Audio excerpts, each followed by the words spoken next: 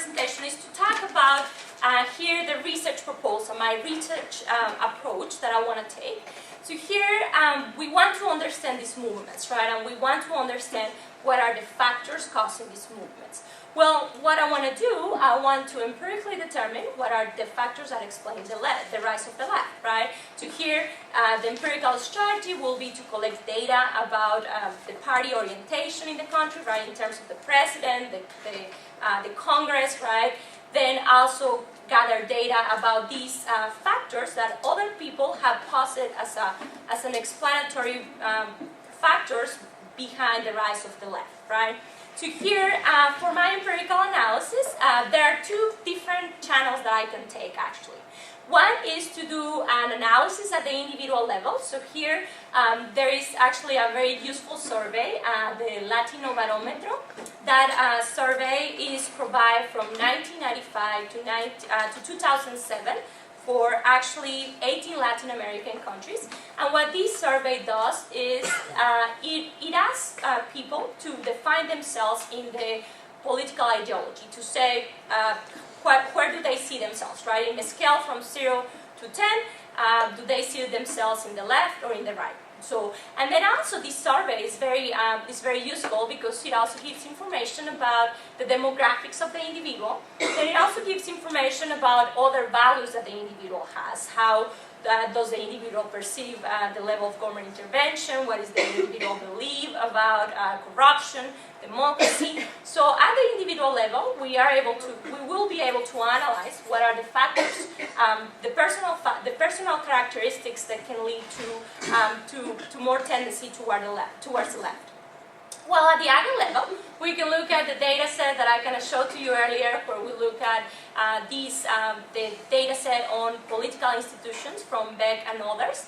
Here we can look at the presidents, which party are they affiliated with, which political ideology. Then we can also look at the Congress, right? And then we can look at some variables at the other level, at the macroeconomic level, to see how do they influence that. And then the next part, I want to talk about these potential factors, right, that I want to analyze. Well, when we look about the left, here with the left,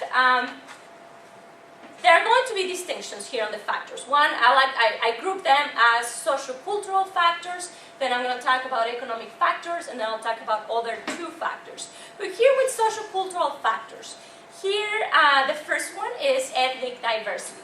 It is argued that because the left will tend to support, to be more supportive to indigenous rights, it is argued that in Latin America we have seen that indigenous groups have actually made alliances with the left. So the indigenous groups see the left as a channel that will allow them to get their rights. So therefore we see that if there is a lot of ethnic diversity in the country, then that can explain why there is more support for the left. Then with social capital, we can say that may be a factor explaining the rise of the left. And with social capital, we refer to the trust that individuals have with each other in society, how cohesive society is. And there is actually some evidence showing that in those societies where there is more social capital, then we are going to see more political participation. So here it will be interesting to see how, whether social capital is higher or lower, how is that going to affect the tendency towards the left or the right. And here, the way to measure for social capital, the common way that we measure for social capital is first ask individuals whether, to which degree they trust other people.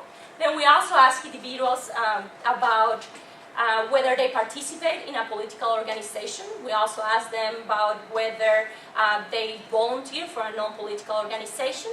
And then also another good indicator of social capital is how much time these individuals spend with their friends and co-workers and church fellows. Well, another factor that can be explaining this rise to the left is education.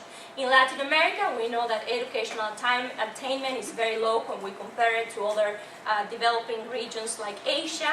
We also see that there is high inequality in education in Latin America.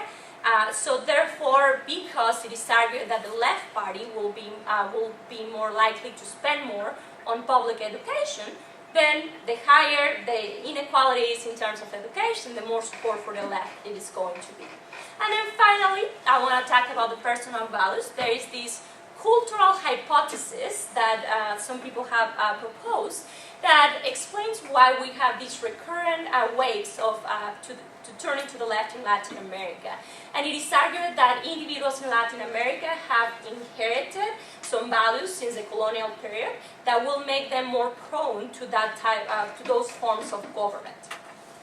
Then when we talk about economic factors, well, two main factors that will come up when we're talking about the rise of the left are inequality and poverty. Latin America is one of the most unequal regions of the world. This inequality has been there since the colonial period. It also tends to increase over time. During the 1990s, inequality increased. So therefore, because we know that the left is going to be pushing for more policies that promote equality, well, high inequality will be a very good potential explanatory variable, right? And same for poverty, because we tend to see that the left in Latin America will be spending more on social programs. Then the next factor, which is related to the two mentioned above, is related to discrimination. And here we say that it can be discrimination towards any minority group, and this discrimination can be promoted by the state. So therefore, we can see that if there is discrimination in a society, then the leftist party is going to be promoting this social inclusion, then it seems logical for these individuals to tend to move towards the left. Then another interesting economic factor here is economic reforms. And here I am referring to the degree to which these Latin American countries implemented reforms during the 1990s. The degree to which they were able to implement the structural reforms in terms of fiscal discipline, control of inflation, and here it's argued that some of the Latin American countries were very unhappy with those reforms, and therefore they want to move away from those reforms, and therefore that is one of the reasons that can explain why they are supporting the left. Then finally, one important economic factor here is related to natural resources, because there is many of the current leftist movements. It is argued that their government spending, their ability to spend money, comes from their ability to own the natural resources of the nation. So therefore, it is argued that the main reason why these movements get support is because they have the money to spend on social programs, right? And this money comes from the government owning the natural resources. So therefore, the more natural resources you have, the more you can afford to spend and to get the masses to follow you, right? So that's also an economic factor that has been positive. Well, here I want to talk about institutions. And here, the institutional factors may be also a reason explaining why we see this movement towards the left. The two factors that I want to discuss is democracy and corruption. In terms of democracy, actually, it is not too clear what will be the relationship. And that is an important variable to discuss when I talk about my research limitations, actually. But with democracy, we say that it is not too clear what will be the relationship, because in one hand, it is argued that the reason why these movements have raised to the left, it is because we have stronger democracies in Latin America, right? Before, the left couldn't rise to power because they couldn't win elections, right? Because we had dictatorships. Well, then on the other hand, it is argued that weak democracies is a reason why these leftist movements are gaining power over their constituents. So it would be very interesting to find out what is really the relationship between those two factors. Then corruption, that is actually a very interesting point, because there is actually empirical evidence already associated with corruption and the tendency toward the left.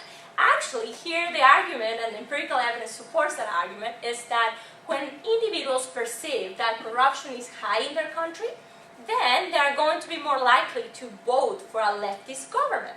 And the reason why is that, and here, when individuals feel that they are hopeless in some sense, and here we're talking about corruption, where individuals see that business people are polluting, are taking advantage of the system, then individuals will tend to vote for the left. And the argument here is that they will feel in some sense that the left is going to impose more regulation and is going to protect them. So it is, and there is also empirical evidence showing that. So I think that is very interesting.